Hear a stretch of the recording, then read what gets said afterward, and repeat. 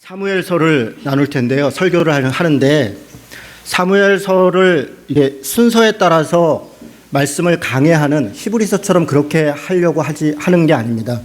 제가 이번에 사무엘서를 설교를 할 때 처음에 생각했던 것은 다윗 이야기를 좀 나눠야겠다 이렇게 생각을 했었습니다. 다윗은 뭐 구약에서도 그렇고 신약에서도 그렇고 또 지금도 그렇고 믿음의 사람 한두 사람을 꼽아라 그러면 뭐 대개는 아브라함, 뭐 바울, 그리고 다윗, 모세 뭐 이런 정도 우리가 꼽는 거죠. 다윗은 이스라엘 민족 국가에서뿐 아니라 또 우리 지금 새 이스라엘인 현대 신앙인들에게 있어서도 신앙적으로도 그렇고 삶적으로도 가장 모범이 되는 사람 중에 한 사람입니다. 그런데 제가 이렇게 다윗에 대해서 여러 사람들하고 이야기를 나누고 성경 공부를 해보면 우리가 다윗을 굉장히 존경한다고 하는데 다윗을 잘 모르는 것 같아요. 그러니까 다윗이 하나님이 그를 왕으로 세워서 하나님의 나라를 세웠다. 거기까지만 아는 거예요. 마치 우리 예수님이 십자가를 지셔서 우리를 위해 십자가를 위해 죽으셨고 우리는 그걸 믿으면 구원받는다. 그것밖에 예수님에 대해서 잘 모르는 것처럼 사실 예수님이 어떻게 태어났고 어떻게 살았고 무슨 고민을 했고 어떤 삶들을 살았는지 우리가 사실 잘 모릅니다. 예수를 따른다고 하면서도.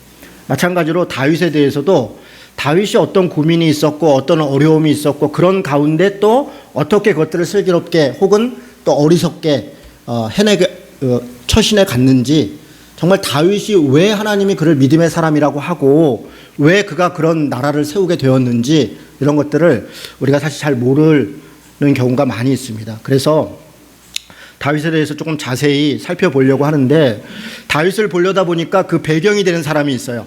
먼저 왕이 됐던 사울. 왜 사울은 아니고 다윗인가?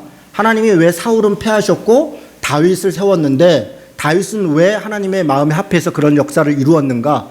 사울의 실패에 대해서 조금 봐야 될 필요가 있어요. 그리고 그 전 사람, 사울과 다윗을 왕으로 세운 사람이 있죠. 하나님의 명령에 따라 그 사람이 사무엘입니다. 사무엘이 어떤 역할을 했나? 왜 사무엘은 그 시대에 하나님이 그를 사용했는가라고 하는 지점들, 그게 그 시대에 대한 이해이고 배경에 대한 이해입니다. 그래서 그렇게 보니까 사무엘서부터 해야겠더라고요. 사무엘부터. 그래서 오늘부터 아마 제가 3번, 많으면 4번까지 사무엘에 대해서 조금 이야기를 하고요. 그리고 사울에 대해서 한 2번 정도 이야기하고 그리고 이제 다윗에 대해서 이야기를 하게 될 것 같습니다. 그래서 주요 본문들은 미리미리 말씀을 드릴 텐데 사무엘 상하를 이렇게 읽어보시면 훨씬 도움이 될 것 같습니다. 여러분 사무엘에 대해서 이야기할 때 먼저 하나 말씀드리고 싶은 것은 사무엘에 대한 것을 설교할 때 가장 많이 하는 것이 자녀교육에 대한 이야기를 해요. 물론 거기 그 자녀교육과 관련돼서 얻어야 될 교훈이 있어요. 저도 어린이날에 사무엘과 홈리와 비느하스, 엘리의 가문을 비교하면서 자녀교육에 대해서 이야기한 적이 있습니다. 나쁘지 않죠. 성경을 통해 우리가 교훈을 얻는 것 필요합니다. 그런데 사무엘을 이야기하고 엘리 집안을 얘기하는 게 자녀교육에 대해서 이야기하려고 혹은 사무엘이 자녀교육을 잘 받은 사람이거나 그런 것을 나타내려고 했던 내용이 아닙니다. 여러분 우리 간단하게 생각해 보면 사무엘도 엘리가 키웠습니다.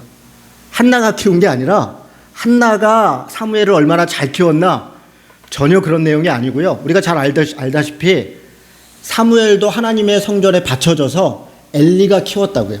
그러니까 엘리가 홈리와 비느하스도 키웠고 엘리가 사무엘도 키웠습니다. 그런데 같은 상황 속에서 자녀를 키웠지만 누구는 홈리와 비느하스가 되었고 누구는 사무엘이 되었을 뿐입니다.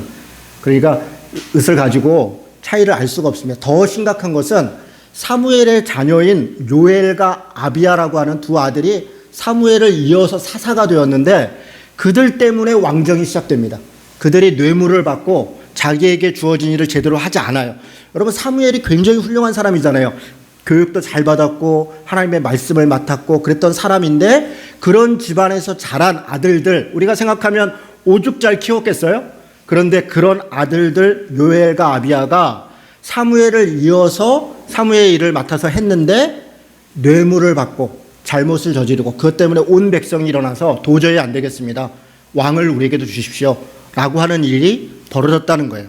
그러니까 제가 지금 말씀드리는 것은 어떤 교훈을 얻는 것은 도움이 되겠으나 사무엘서 이코로 자녀 교육에 대한 무슨 사무엘이 대단히 그런 쪽에 훌륭했다 이렇게 생각하는 것은 조금 비약일 수 있겠습니다. 여러분 저희 집도 애가 셋인데요. 목사 자녀니까 애들이 굉장히 신앙도 좋고 착하고 또 공부도 잘하고 뭐 이것저것 잘할 거라고 기대를 하신다면 실망하실 가능성이 높습니다. 우리 집 애들 뭐 다행히 저보다 키도 크고 좀 잘생겨서 좀 다행이다 싶기는 한데 저희 집 아이들이 이제 사춘기를 지나가고 있거든요. 이 아이들이 어느 순간에 아빠 나 교회 안 다닐 거야 그럴 수 있습니다. 또 어떤 뜻하지 않은 사고를 치고 올 수도 있고 뜻하지 않게 부모의 기대와 다르게 행동할 수 있습니다. 목사의 자녀들이라도 그러니까 여러분이 저를 보면서 야, 저 목사가 굉장히 깐깐하고 성깔 있는 사람이니까 애들 반듯하게 키우겠다 뭐 그럴 마음은 있죠. 그런데 제 마음대로 되는 것은 아닙니다. 뭐 여러분도 마찬가지죠. 여러분도 마찬가지입니다. 그래서 서로에 대한 뭐랄까 자녀 교육에 있어서는 그냥 이 한마디는 그냥 하고 지나가려고 그러는데 서로에 대한 관용이 필요합니다. 그럴 수 있다. 집사 아무개 집사 아들인데 왜 저래? 목사님 딸이 왜 그래? 걔는 걔입니다. 걔는 이진호의 딸이 아니라 그냥 걔예요. 제 딸을 얘기해서 딸만 또 나쁘다는 아들도 마찬가지입니다. 우리 딸이 또 스트레스 받겠다. 그러니까 여러분 서로에 대해서 관용이 필요하고 그럴 수 있다. 그리고 오히려 부족한 게 있으면 조금 서로 도와주려고 하는 그런 마음이 필요하겠습니다. 자, 그러면 사무엘은 왜 이야기를 하게 됐는가? 어떤 배경에서 사무엘을 얘기했나? 제가 오늘 같이 읽었던 우리 말씀이 3장인데요. 3장 1절과 2절이 사무엘서의 일종의 배경입니다. 배경이 이렇게 시작됩니다. 3장 1절에 보니까 아이 사무엘이 엘리 앞에서 여호와를 섬길 때에 여호와의 말씀이 희귀하여 이상이 보이지 아니하더라. 여러분 이게 배경입니다. 지금 무슨 얘기를 하는 겁니까? 말씀이 없는 시대라는 겁니다. 여러분 왜 말씀이 없습니까? 이게 뜻밖의 얘기입니다. 엘리라고 하는 대제사장이 있어요. 엘리만 제사장이 아니라 많은 제사장들이 있습니다. 당시에는 실로라고 하는 지역에 중앙 성소가 있습니다. 성전이 만들어지지 않은 때에 큰 성소를 만들어 놓고 주변에 흩어져 있던 많은 이스라엘 사람들이 절기 때마다 와서 큰 제사도 하고 날도 지키고 무슨 절기도 지키고 그랬던 것들이 이렇게 정착돼 있었다고요. 실로라고 하는 곳에 성전이 있었다고요. 거기에 제사장도 있고 곳곳에 레위인들도 있고 다 있어요. 그런데 왜 말씀이 없다고 얘기합니까? 대제사장조차도 지금 뭐라고 얘기하냐면 2절에 보니까 엘리의 눈이 점점 어두워 가서 이렇게 얘기합니다. 이게 눈이 어두워서 나이가 많이 들었다. 물론 그런 의미도 있습니다. 지금 엘리가 나이가 98세 뭐 이런 정도 얘기하고 있으니까 90세가 넘을 때이니까 나이가 들어서 눈이 어두웠다. 그렇게도 얘기할 수 있지만 사실 이 이야기는 통찰력을 잃었다는 것입니다.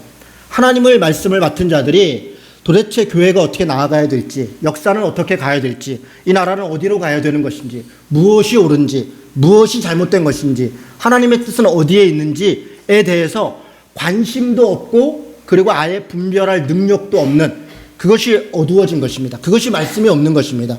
성경이 없고 하나님의 말씀이 없고 설교가 없고 그런 이야기가 아닙니다. 여러분 에스겔서 같은 데도 보고 여러 군데 보면 물은 많은데 먹을 물이 없다. 그런 이야기를 합니다. 말씀은 넘쳐 흐르는데 말씀이 없다. 그런 이야기를 하는 것입니다. 여러분 요즘도 마찬가지입니다. 우리가 성경을 배우고 설교를 들으려고 하면 굳이 꼭 교회에 나와야 됩니까? 그렇지 않습니다. 여러분 인터넷만 켜보십시오. 정말 수많은 목사들이 기라성 같은 사람들이 엄청난 설교들을 하고 있고 TV만 켜면 여러분 그 케이블 TV 중에서 3개 방송 채널이나 기독교 방송을 가지고 있는 데는 종교 방송을 갖고 있는 기독교밖에 없습니다. 3개가 아니라 4개를 갖고 있어요. 기독교가 케이블 TV만 틀면 다른 데 불교, 천주교 이런 데는 다 1개씩 방송을 갖고 있는데 우리는 4개씩이나 케이블 방송을 가지고 있다고요. 인터넷 방송은 더 많습니다. TV만 틀면 인터넷만 켜면 혹은 서점에만 가면 수많은 설교와 수많은 이야기를 들을 수 있고 수많은 말씀들이 있는데 그런데 어떻습니까? 우리 시대 저는 동일하게 말씀이 희귀하는 시대이다. 어떤 말씀입니까? 성경의 가르침이 희귀한 시대이다. 하나님의 말씀을 하나님의 말씀으로 전하는 것이 두려운 시대에 우리가 살고 있는 게 아닌가. 무엇 때문에 들었습니까? 무엇 때문에? 사실은 서로 눈치를 보고 있는 거예요. 내가 이 말씀을 전하면 신자들이 어떻게 생각할까? 교회를 떠나지는 않을까? 헌금을 안 하지는 않을까? 괜히 내 자리가 위협받지는 않을까? 그런 두려움을 갖는 것이고, 거꾸로 신자들도 내가 하나님의 말씀이 이겁니다라고 이야기할 때 교회에서 왕따를 당하지는 않을까? 목사로부터 뭔가 저주를 받지는 않을까? 그런 두려움을 갖는 것이에요. 좋은 게 좋다. 은혜가 은혜다. 그러면서 그냥 적당히 넘어가는 그런 시대인 것입니다. 그런 시대에 우리가 살고 있습니다. 하나님의 말씀이 희귀해서 이상이 보이지 않는다. 엘리의 눈은 어두워져 있는 시대, 바로 그런 시대가 사무엘이 탄생했던 시대입니다. 여러분, 이 배경은 무슨 시대냐면 1장 1절에 보면 에브라임 산지 이런 얘기를 하는데, 이 시대는 역사적으로 보면 사사시대입니다. 여러분, 우리가 사세기를 제가 자세히 이야기하지는 않겠습니다. 사사시대라고 하는 그 사사라는 말은, 사사라는 말은 쇼페팀이라는 단어인데 재판관이라는 단어입니다. 재판관. 그러니까 이걸 공동번역 성서에서는 사사시대를 판관기라 그래요. 판관기. 거기다 아마 제자를 하나 더 붙이면 좋았는데 재판관기라는 거예요. 뭘로 재판하는 시대입니까? 하나님의 말씀으로 재판하는 시대예요. 당시에 사사라고 하는 재판관들을 하나님이 부르셨는데, 그들은 스스로가 왕이 아니라 하나님이 왕이시고 하나님의 말씀에 따라 무엇이 옳은가 그른가를 분별해서 백성들을 하나님의 뜻에 따라 온전히 이끌도록 그렇게 요청받은 사람들이 사사였습니다. 그런데 사사시대 350년 우리가 사사시기를 통해서 보면 사사들조차도 타락한 시대입니다. 사사들조차 타락해서 이방인과 결혼을 하고 자기 자녀를 30명을 두고 자기 부인이 몇십 명이 되고 자녀들마다 성읍을 두고 돈과 성적 타락과 권력의 타락과 사사들조차도, 하나님의 말씀을 맡았다는 자들조차도 타락했던 시대. 심지어는 하나님이 그래서 삼손이라고 하는 정말 나시린같이 저 시골에 순수하고 때묻지 않은 어떤 사람 하나를 택해서 나시린이라고 하는 자, 나시린은 뭐냐면 이 구별된 자입니다. 어느 정도로 구별을 하냐면 혹시 술 취하여서 실수할까봐 포도주는 물론이요, 포도도 먹지 못하게 했어요. 왜? 혹시 취해서 실수할까봐. 머리를 자르지 못하게 했어요. 머리에다가 칼을 대지 못하게 했어요. 왜? 혹시 상처 날까봐. 그래서 피가 나서, 왜 구약성경은 이 피가 나는 것을 두려워하냐면 이게 전염병의 원인이 되기 때문에 그렇습니다. 피가 나서 고름이 나고 혹은 여기에 병균이 생기고 그러면 다른 사람들까지 또 불편함을 주고, 그래서 피가 나는 것을 이게 부정한 것이다 얘기했어요. 혹시 상처가 나서 부정하게 될까, 혹은 상처로 인해서 일을 하지 못할까, 그럴 정도로 어렸을 때부터 아주 보호하고 하나님의 말씀을 가르치고 그런 사람을 나신이라고 해요. 삼손을 나신이로 불렀는데 우리가 알다시피 드릴라라고 하는 이방 여인한테 홀라당 넘어가서 그렇게 처참하게 죽어버리는 끔찍한 그런 말기를 맞이하고 맙니다. 이게 사사시대의 끝입니다. 사사시대의 부패는 사사기 17장부터 21장에 잘 나와 있습니다. 거기에 레위인들이 나타나요. 레위인은 뭐 하는 사람입니까? 구별해서 하나님의 말씀을 가르치고 전하던 사람들입니다. 그런데 레위인이라는 자들이 돈 많은 집에, 개인 집에 제사장으로 고용을 되고 자기가 해야 될 직무를 놓치고 돈 많은 사람 집에 제사장으로 고용되고, 레위인이라는 자가 첩을 두고 레위인이라는 자가 부정축제를 행하고, 그런 시대가 사사 시대였습니다. 하나님의 말씀이 없어지고 하나님의 말씀이 조롱받는 시대, 그게 사사 시대입니다. 사사 시대 또 하나의 배경은 룻기인데, 룻기는 어떻게 시작하냐면 아비멜렉이라고 하는 이 베들레헴의 부자가 자기 지역에 가뭄이 드니까, 여러분 생각해 보시죠. 자기 동네에 가뭄이 들어서 어려운 사람들이 많아지면 부자는 어떻게 해야 됩니까? 마땅히 곳간문을 열고 자기 주위 사람들을 도와야 됩니다. 그런데 이 사람이 어떻게 했습니까?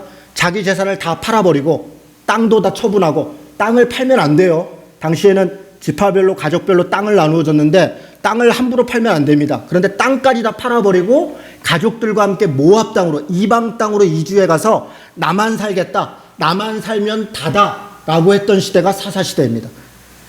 사사시대의 배경이 바로 이런 거예요. 하나님의 말씀이 없다라고 하는 것이 무슨 의미인가? 바로 이런 것입니다. 하나님의 말씀이 없다는 것이 부패하고 타락하고 나만 살겠다고 하고 가난한 사람들을 억압하고 했던 시대가 바로 사사시대입니다.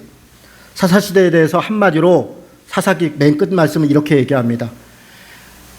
당시 시대에 왕이 없으므로 모든 사람이 각자 자기의 소견대로 자기가 옳은 대로 행하였더라. 그런 시대라 얘기합니다. 왕이 없는 것은 인간 왕을 이야기하는 것이 아닙니다. 어떤 왕을 얘기합니까? 하나님이 왕이신데 하나님을 왕으로 삼지 않고 그 말씀을 순종하지 않고 각자가 자기가 옳은 대로 자기 마음대로 행했다는 것입니다. 여러분 이 말씀 우리가 잘 생각해 볼 게 있는데 말씀을 몰랐다는 것이 아닙니다. 물론 몰라서 그런 사람도 있습니다. 대다수의 많은 사람들은 특별히 제사장이나 레위인이나 지도층 인사에 있었던 사람들은 어렸을 때부터 그 말씀을 배웠던 사람들입니다. 그런데 그들이 하나님을 왕 삼지 않고 자기 소견대로 행했다는 건 무슨 의미입니까? 하나님의 말씀으로 자기 마음대로 해석하고 자기가 옳다고 생각하는 대로 그 말씀을 이용했다는 것입니다. 심지어는 하나님까지도 이용해 가면서 이게 하나님의 뜻이야, 이게 하나님의 뭐야, 하나님까지도 이용하고 그 말씀까지도 이용하면서 자기의 행동을 정당화하는 그런 시대가 되었다는 것이 바로 사사시대입니다. 바로 이런 때 누가 가장 고통을 당합니까? 지도자들이 부패하고 말씀을 맡은 자들이 타락하고 그리고 돈이 있는 사람들이 부자들이 자기만 살겠다고 살아간다면 누가 가장 고통을 당합니까? 말할 것도 없이 일반 백성들이죠. 가난한 사람들이죠. 그런 사람들이 가장 고통을 당하는 것입니다. 오늘 사무엘의 출현은 바로 그것을 배경으로 삼고 있습니다. 사무엘의 어머니인 한나의 고통과 그 부르짖음이 무엇을 얘기합니까? 단지 애가 없어서 그것 때문에 핍박받았다 그 이야기를 하고 있는 것이 아니라 하나님의 말씀이 없는 시대에 당시 사람들의 부패 속에서 한나와 같이 핍박받고 고난받고 정말 하나님에게만 부르짖을 수밖에 없는 사람들의 그 부르짖음을 들으시고 하나님이 사무엘을 보냈다. 그런 이야기를 하고 있는 것입니다. 여러분 사무엘서 1장에 보면 마치 이것은 소설 같아요. 여기 등장인물들이 있습니다. 첫 번째 엘가나라는 사람이 있습니다. 에브라임 산지에 엘가나라는 사람이 있었다. 이 사람한테는 부인이 2명이에요. 분인나라는 부인이 있고 한나라는 부인이 있습니다. 여러분 이것도 참 이 타락의 이 모습입니다. 당시에 일부 다처제를 용인했느냐? 그런 게 아닙니다. 성경은 일부 일처제를 창세기서부터 시작해서 레위기까지 모든 말씀이 한 사람이 한 부인을 가져야 되는 것을 일관된 말씀이에요. 그런데 왜 여러 사람의 부인을 가지고 있습니까? 제가 보니까 엘가나는 돈이 있는 사람이에요. 여기 보니까 돈이 있으니까 분이나이도 주고 한나는 2배로 주고 이랬다 이러잖아요. 돈이 있었습니다. 돈이 있으니까 주위에 있는 사람들을 자기 마음대로 부인으로 삼은 겁니다. 물론 가난해서 이것저것 할 수 없는 사람을 데려다가 그를 먹여 살리기 위해서 부인으로 삼았을 수도 있겠습니다. 그러나 그 자체도 타락의 모습입니다. 가난한 사람들은 누군가의 첩으로 들어가지 않으면 살 수 없는 시대, 그렇게 자기 몸을 팔아야 되고 자기의 인생을 팔아야 되는 시대로 세상이 타락해버린 것입니다.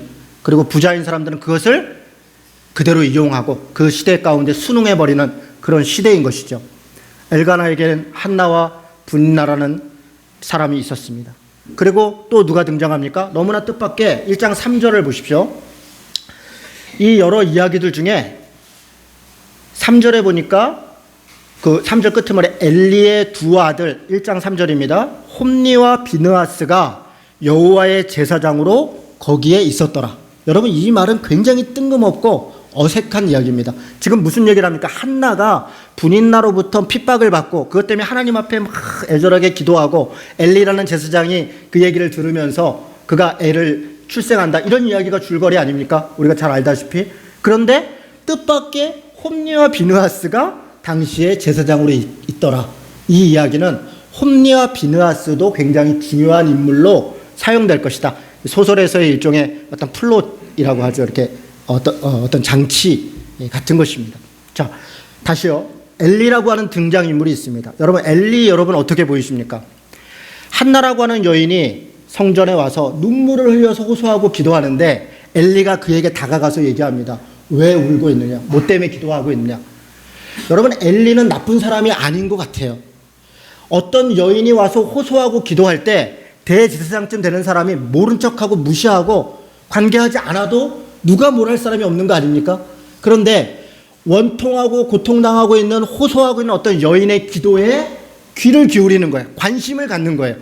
제가 볼 때 엘리는 참 마음이 선한 사람입니다. 착한 사람입니다. 뭐랄까냐, 아까 파파 할아버지 같이 이렇게 약간 둥둥하고, 나이는 들고 지긋하고 마음은 너무너무 좋고, 그래서 누군가가 와서 기도하고 있으니까 무슨 일이야, 왜 그래? 이야기를 듣습니다.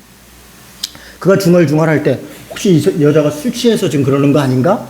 왜 술 취해서 그런다고 이야기를 합니까? 한나가 기도하는 게 너무나 처절한 거예요. 눈물을 흘리고 혼자 중얼중얼거리고 마치 그냥 술 취한 사람처럼 했다는 것은 간절하게 했다는 것입니다. 그냥 적당히 기도하고 하는 게 아니라 너무 간절하게 막 자기 마음을 호소하니까 혹시 술 취해서 그러는 거 아닌가? 할 정도로 가서 이야기합니다. 엘리는 그런 사람이에요. 그런데 엘리의 이런 착한 마음, 파파 할아버지 같은 이런 선한 마음이 백성들에 대한 고통을 듣는 데만 사용됐다면 얼마나 좋았겠습니까? 홈리와 비느하스라고 하는 자기 아들이 끔찍한 죄악들을 행하는데도 그 아들에 대해서 엘리가 뭐라고 얘기하냐면, 얘들아 그러지 마라. 니네 그러면 하나님이 가만히 두시겠냐? 아이, 그런 나쁜 짓 하지 마. 이게 엘리가 했던 다예요. 이게 엘리가 했던 답니다. 아니, 홈리와 비느하스가 했던 죄악이 어떤 죄악인가? 제가 몇 가지만 알려드리겠습니다. 하나님께 제사를 지내는데 제사장이라는 자가 그 재물을 갖고 온 사람들한테 가서 협박을 합니다. 야, 좋은 것 좀 내놔봐. 제사장이라는 자가 제사를 드리기 전에 좋은 거를 뒤로 빼돌려요. 심지어는 그 재물을 같이 먹으려고 고기 가마에다 삶는데 갈구리를 집어넣어가지고 제일 좋은 걸 건져내가지고 먹어요. 이런 짓을 했어요. 하나님께 드리는 제사의 재물을 빼돌리고 가장 좋은 것들을 훔쳐내고, 심지어는요, 성막에서 당시 성전이 성막에서 수종드는 여인들이 있어요. 성막 일을 하는 사람들이죠. 그런 여인들을 성폭행했습니다. 이런 짓까지 했어요. 여러분, 하나님께서 뭐라 그러면 이것은 나를 멸시한 것이다. 그렇습니다. 하나님께 예배하는 성전에서 하나님 앞에 수종드는 사람 여인을 성폭행하는 이런 끔찍한 죄를 짓고 돈을 빼돌리고 이런 식까지 했는데도 아빠라는 사람, 개인적으로는 아버지이고 또 공적으로는 대제사장인 사람이 자기 자녀들에게 한다는 얘기가, 얘들아 그러면 하나님이 가만히 계시겠냐? 이게 다예요. 여러분, 얼마나 무능하고 답답합니까? 착하죠? 착합니다. 엘리가 얼마나 착해요. 한나의 기도도 듣고 백성들의 원통도 들었어요. 듣고서는 자기 자녀들한테 아무것도 안 한 게 아니라 그러지 마라 말렸습니다. 착하죠? 착한 게 다가 아닙니다. 자기가 해야 될 역할을 분명하게 행하지 아니하고 잘못된 죄에 대해서 정확하게 징계하지 않고 아버지로서 대제사장으로서 그저 착한 사람으로서 존중받는 것, 그것이 어떤 결과를 가져옵니까? 심지어는 엘리는 하나님이 3번을 경고를 합니다. 첫 번째는 백성들이 와서 엘리에게 원망을 해요. 당신 아들들 때문에 이런 일들이 있습니다. 백성들이 이야기를 했잖아요.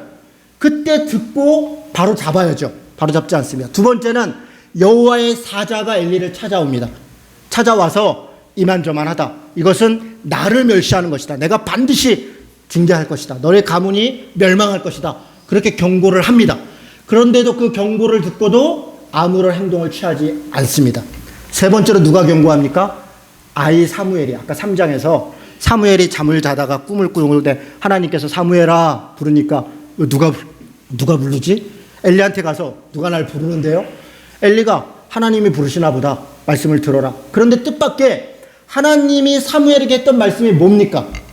앞으로 이스라엘이 이렇게 될 것이다. 뭐가 하나님이 이런 말씀의 역사가 있을 것이다. 그런 이야기를 한 게 아니라 엘리 집안이 완전히 망할 것이다. 다 죽을 것이다. 그걸 경고하는 것이에요. 여러분, 하나님은 지금 엘리를 사랑하시고 그에 대해서 염려하시면서 3번이나 경고를 합니다. 그런데 엘리는 모른 척해요.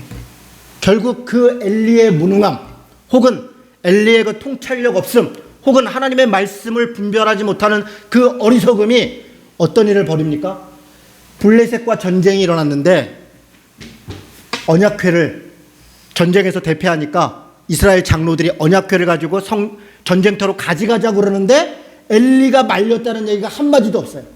하나님의 언약궤가 어디에 있어야 됩니까? 하나님의 성막에 있어야 되는 거 아닙니까? 지성소에 있어야 될 언약궤가, 법궤가 어떻게 지성소를 나와서 그냥 회중 가운데 있는 것도 말이 안 되는데 전쟁터에 가 있더라고요.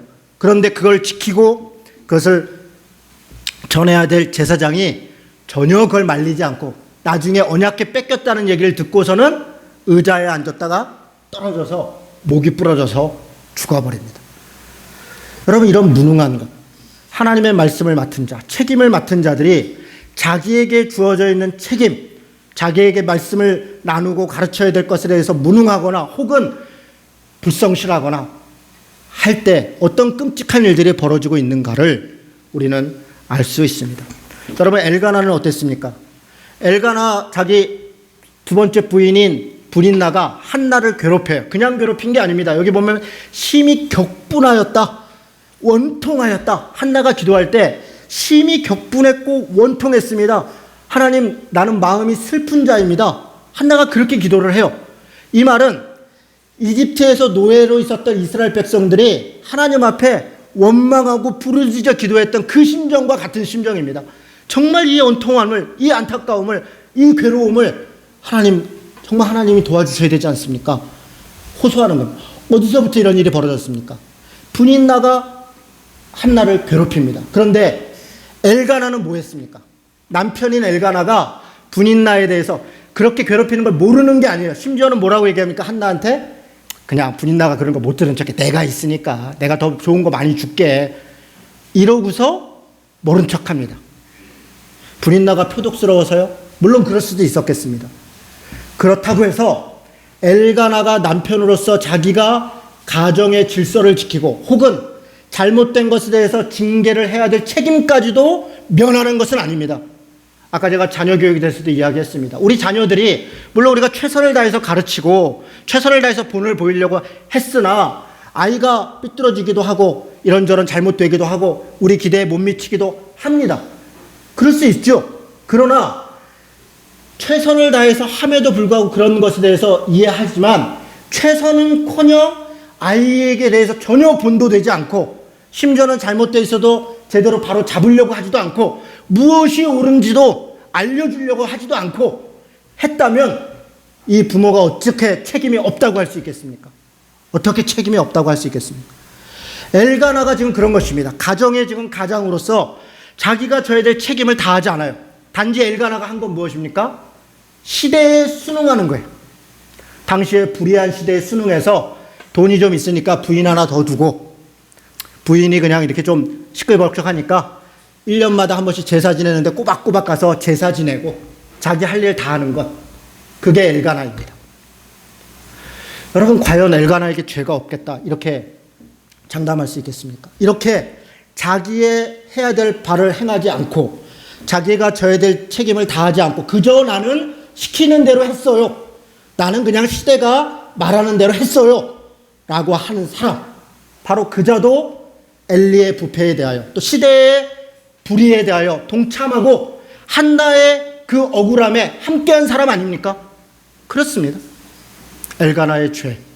그런 죄라고 생각합니다. 분인나는 어떻습니까? 자식이 있어요.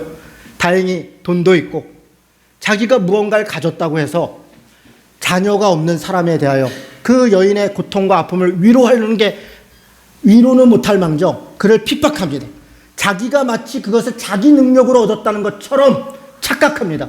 무언가를 가진 자가 무언가를 갖지 못한 자를 핍박하고 그것을 당연시 여기고 나는 애가 있으니까 아니 네가 그렇게 기분 나쁘면 너도 애 낳아.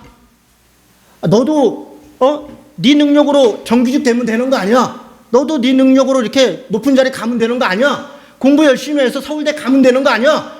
다 너 실력으로 너 때문에 그런 거 아니야. 그렇게 말을 함부로 하고 함부로 핍박하는 것, 그것이 우리 시대 분인나 같은 폭력이 있는 것 아닙니까? 엘가나 같은 시대에 순응하는 것, 분인나 같이 무언가 좀 가졌다고 해서 누군가를 핍박하는 것, 엘리와 같이 하나님의 말씀을 받고 책임을 졌으나 무능하고 통찰력도 없고 게으르고 그저 사람 좋은 것으로만 그렇게 자기 역할을 다했다고 하는 것, 바로 그런 가운데 누가 고통을 당하는 것입니까? 한나와 같이 평범한 사람들, 무언가를 갖고 싶었으나 가질 수 없었던 사람들이 고난을 당하는 것입니다. 그런 사람들이 핍박을 당하는 것입니다. 그들의 핍박과 그들의 고난이 그렇게 그치는 것이 아닙니다. 그것은 하나님 앞에 다 기도로, 원망으로 기도되는 것입니다. 하나님 원통합니다. 격분하여서 이 원수를 꼭 갚아주십시오. 아벨에서부터 지금까지 수많은 고통과 고난이 있는 사람들의 눈물의 기도가, 우리는 당시 시대에 그 억울함이 다 풀린 것 같지 않고, 그래서 하나님이 살아계신 것 같지 않지만, 그러나 우리가 역사를 보면 알듯이 반드시 역사는 정의를 향해서 가는 것입니다. 이 땅에서 완전히 하나님 나라가 이루어지지 못한다 할지라도 주님이 재림하시는 날 누군가는 반드시 심판을 받을 것이고, 누군가는 그 억울함에 대하여 보상을 받을 것입니다. 그것이 우리가 성경을 따르고 성경을 믿는 사람들의 자세 아닙니까? 이것이 배경입니다. 쓰레기 같은 곳, 절망이 있는 곳, 절망이 당연시되고 고통이 당연시되고 쓰레기 같은 온갖 더러움들이 당연시되는 것, 바로 그런 곳에서 하나님이 일하시는 것입니다. 희망을 만들고 꽃을 피우고 새로운 역사를 만들고, 바로 그 일을 위해서 하나님의 사람들을 택하시고 하나님의 일을 행하는 것, 그가 사무엘입니다. 그가 사무엘입니다. 당시 시대가 다 부패한 것 같고 완전히 절망스러운 것 같아도 누군가가 하나님의 말씀을 들으려고 한다면 그것을 통하여 하나님은 역사하십니다. 한나가 1장 11절에 보니까 서원하는데, 기도할 때 서원할 때 이런 얘기를 합니다. 만일 주의 여종의 고통을 돌보시고, 이렇게 얘기합니다. 자신에 대해서 주님의 종이다, 주님의 종, 하나님의 백성들이 자신이 가지고 있는 고통과 자신이 가지고 있는 하나님에 대한 열망을 우리가 포기하지 않고 하나님께 기도할 때 어떤 일들이 벌어집니까? 여러분 3장에 보니까 사무엘이 하나님이 부르시니까 이렇게 답변합니다. 3장 10절입니다. 여호와께서 임하여 서서 전과 같이 사무엘아 사무엘아 부르시느니라. 사무엘이 이르되 말씀하옵소서, 주의 종이 듣겠나이다. 이것이 다른 것입니다. 주의 종이 듣겠나이다. 주의 종의 부르짖음, 주의 종의 안타까움, 그 속상함, 그것을 그냥 체념하고 이게 그냥 운명이려니, 이게 나한테 주어져 있는 숙명이려니, 이게 하나님의 뜻이려니 그렇게 포기하는 것이 아니라 한나가 하나님 앞에 자기의 원통함을 아뢰는 것입니다. 하나님이 이래서는 안 되지 않습니까? 세상이 이래서는 안 되고, 교회가 이래서는 안 되고, 우리가 이래서는 안 되고, 내가 이러시면 안 되는 것 아닙니까? 그것을 아뢰고 하나님 앞에 그것을 호소할 때 주의 종의 호소를 하나님이 들으시고 하나님의 사람에게 말씀하시는 것입니다. 그럴 때 하나님이 사무엘에게만 얘기했겠습니까? 엘리에게 3번이나 얘기했습니다. 엘가나에게, 분인나에게, 혹은 그 시대에 살았던 사람들한테 왜 말하지 않았겠습니까? 다 말하는 거예요. 그런데 듣지 않는 것입니다. 몇 번을 얘기해도 듣지 않는 것입니다. 그럴 때 사무엘이 자세가 다른 것이죠. 주의 종이 듣겠나이다. 주의 종이 듣겠나이다. 누군가는 원통함을 아뢰고 누군가는 하나님의 말씀에 순종하여서 하나님이 우리 시대 가운데 하고자 하시는 일에 우리가 나아간다면 하나님의 뜻이 역사가 이루어지지 않겠습니까? 사무엘만 사무엘이 아니라 우리 시대 누구라도 다 사무엘인 것입니다. 사무엘이 그랬어.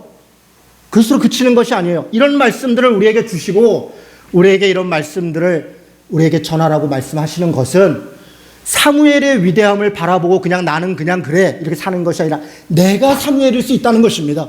우리 시대에 고통받는 어느 순간에 누군가는 하나님의 말씀을 듣고 누군가는 그 말씀에 순종하여 사무엘의 삶을 살아야 된다라고 이야기하는 것, 그것이 저는 사무엘의 시작이라고 생각합니다. 여러분 4장 이야기 잠깐 하고 오늘 말씀을 마치려고 합니다. 4장에 참 어처구니 없는 일이 벌어집니다. 블레셋과 전쟁이 일어났습니다. 그랬더니 전쟁에서 져서 3,000명이나 되는 이스라엘 사람들이 전쟁에서 죽음을 당합니다. 끔찍한 일이죠. 이 얘기를 듣고 장로들의 어떤 반응을 보이는가? 4장 3절입니다.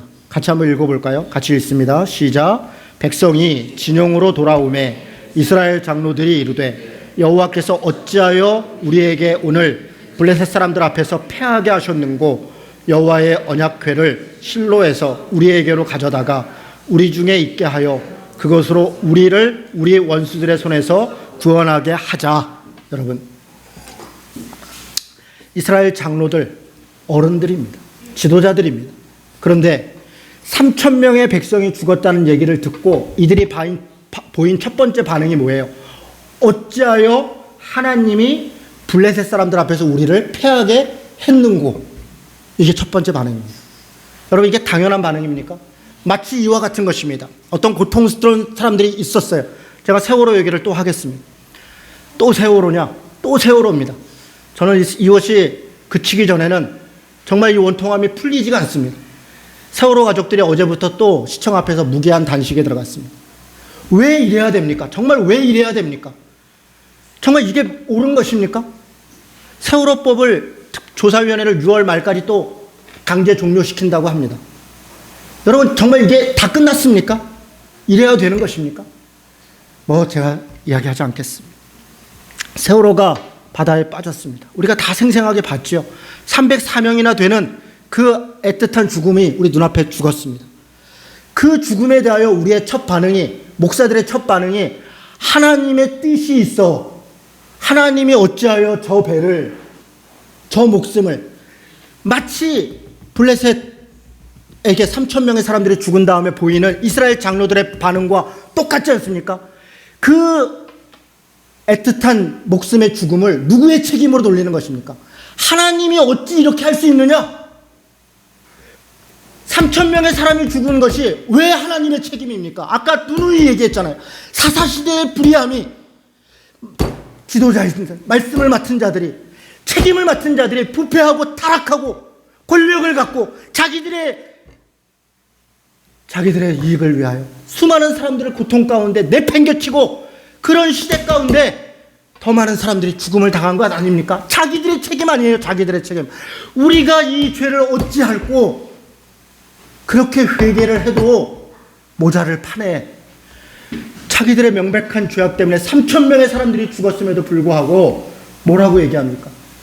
어찌하여 하나님이 이렇게 할 수 있느냐? 여러분, 이것이 우리가 생각하는 하나님의 뜻에 대한 오해입니다. 하나님은 절대로 그것을 하나님이 허락하시는 것이 아닙니다. 너무나 안타까워하시는 거예요. 인간의 죄악으로 인해서 수많은 목숨들이 그렇게 죽어가고 있는데 우리가 회개하고 돌이키고 하나님의 정의를 이루려고 하는 것이 아니라 하나님께 책임을 돌리고 하고 있는 이런 어리석은 것이 우리의 자세입니다. 심지어는 하나님의 성소에 있어야 될 그 법궤, 언약궤, 하나님의 보좌를, 여기 지금 이 표현이 되게 특이한 표현인데 여기에 가장 많이 나오는 단어가 우리입니다. 우리. 성소에 있는 언약궤를 우리 있는 대로 우리를 위해 우리가 가져오자. 누구를 위해? 하나님을 위해가 아니에요. 백성들을 위해가 아니에요. 우리를 위해. 이스라엘 장로들은 전쟁에 패한 걸로 인해서 너무나 창피하고 자기들의 무능함 때문에 뭔가를 보여줘야 된다 라는 생각에 누구도 책임지지 않으면서 오로지 자기들의 뭔가 면피를 위하여 하나님을 이용하고 있다고요. 하나님을 이용하고 있다. 이것이 지금 타락한 시대의 참상입니다. 결과는 어떻게 됐습니까? 끔찍한 일이 벌어졌습니다. 4,000명이었나요? 사람들이 4,000명이었네요. 전장에서 죽었었는데 언약궤를 가지고 갔던 전쟁터에서 무려 3만 명의 이스라엘 사람들이 또 죽임을 당합니다. 3만 명. 끔찍한 일입니다. 그런데 그 죄악에 대하여 4절은 뭐라고 얘기하냐면 4절을 보세요. 4장 4절입니다. 이에 백성이 실로에서 사람을 보내어 그룹 사이에서 만군의 여호와의 언약궤를 거기서 가져왔다 그러면 끝난 거잖아요. 그런데 또 한마디 해요. 엘리의 두 아들 홈니와 비느하스가 하나님의 언약궤와 함께 거기에 있었더라. 정신을 못 차리고. 여러분, 홈니와 비느하스는 백성들이 아는 정도로 부패한 자입니다.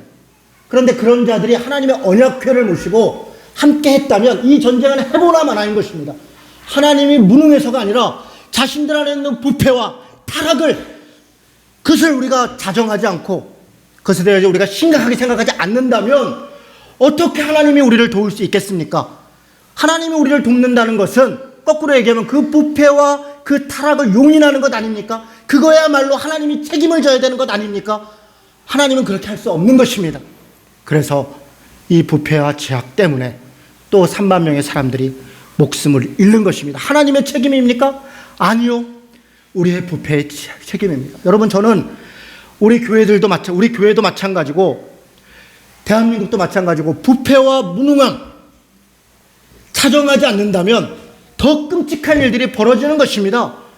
한국교회가 어찌 되겠습니까? 여러분, 한국교회가 어찌 되겠습니까? 어찌 되어야겠습니까? 안타까운 일이죠. 우리가 한나와 같은 심정으로 하나님 앞에 기도해야 되죠. 그래, 어차피 망할 거 우리라도 잘하자. 그것은 전혀 하나님이 바라시는 마음이 아니죠. 내 죄입니다. 우리의 죄입니다. 내 원통함을 하나님 들어주옵소서. 우리의 자세는 한나와 같은 자세여야겠죠. 그러나 한국교회가 엘리와 같이 행동하고 분인나 같이 억압하고 엘가나 같이 무능하다면 홈리와 비느하스 같이 부패를 계속 행하고 이스라엘 장로들 같이 거칠게 하는 것만을 내세운다면 어찌 되겠습니까? 여러분, 저는 이것이 끔찍한 것입니다. 하나님의 말씀이 없는 것, 하나님의 이상이 없는 것, 점점 눈이 어두워진 시대, 왕이 없어 스스로 행하는 시대, 바로 그런 시대 가운데 우리 그리스도인들이 정신을 차려야 합니다. 정신을 차려야 돼요. 정신을 차려야 합니다. 하나님 앞에 정말 안타까이 기도하고 어찌 해야 될 것인가, 이런 말씀들을 통해 우리가 깨달았으면 좋겠습니다. 마지막으로 21절을 보겠습니다. 4장 21절입니다. 홈리와 비느하스가 전쟁터에서 죽음을 당합니다. 그 얘기를 듣고 엘리가 의자에 앉았다가 쓰러져서 목이 부러져서 죽습니다. 비느하스라고 하는 둘째 아내가 임신을 했었습니다. 만삭을 했어요. 그리고 애를 낳습니다. 애를 낳고서는 이름을 21절 보세요. 이르기를 영광이 이스라엘에서 떠났다 하고 아이 이름을 이가봇이라 하였으니 하나님이 괴가 빼앗겼고 그의 시아버지와 남편이 죽었기 때문이라. 또 이르기를 하나님의 괴를 빼앗겼으므로 영광이 이스라엘 땅에서 떠났도다. 하나님의 말씀이 없다는 것, 부패하고 타락했다는 것, 지도자들이 또 하나님의 백성들이 눈이 어두웠다는 것, 그것은 하나님의 영광이 떠났다는 것입니다. 우리가 하나님을 믿는다고 하고 주님의 제자라고 하는데 정작 하나님의 말씀을 따르지 않고 예수 그리스도의 삶을 쫓지 않는다면 어찌 하나님의 영광이 이곳에 있을 수 있겠습니까? 우리가 무엇을 따른다고 말할 수 있겠습니까? 하나님의 영광이 떠나 있는 것, 거기에서 사무엘은 하나님의 영광을 다시 회복하는 사람으로서 그렇게 부르심을 받은 것입니다. 사랑하는 성도 여러분, 우리 시대, 우리 교회, 또 우리 더한공동체, 또 나 자신을 냉정하게 돌아봅시다. 내가 엘가나는 아닌지, 내가 혹시 분인나는 아닌지, 내가 혹시 엘리는 아닌지, 아니 홈리와 비느하스는 아닌지, 아니 이스라엘 장로들 같이 그런 자는 아닌지 우리 스스로를 돌아보면서 정말 이 시대 힘이 없고 능력이 있고 그런 위치에 없는 자라면 한나와 같이 부르짖기라도 해야 되고, 하나님 앞에 책임을 맡은 자라면 마땅히 우리에게 주어진 것을 최선을 다해야 될 줄 믿습니다. 이번 한 주간 말씀을 다시 또 살펴보시면서 하나님 앞에 그렇게 믿음으로 살아가는 성도 되시기를 주님의 이름으로 축원합니다.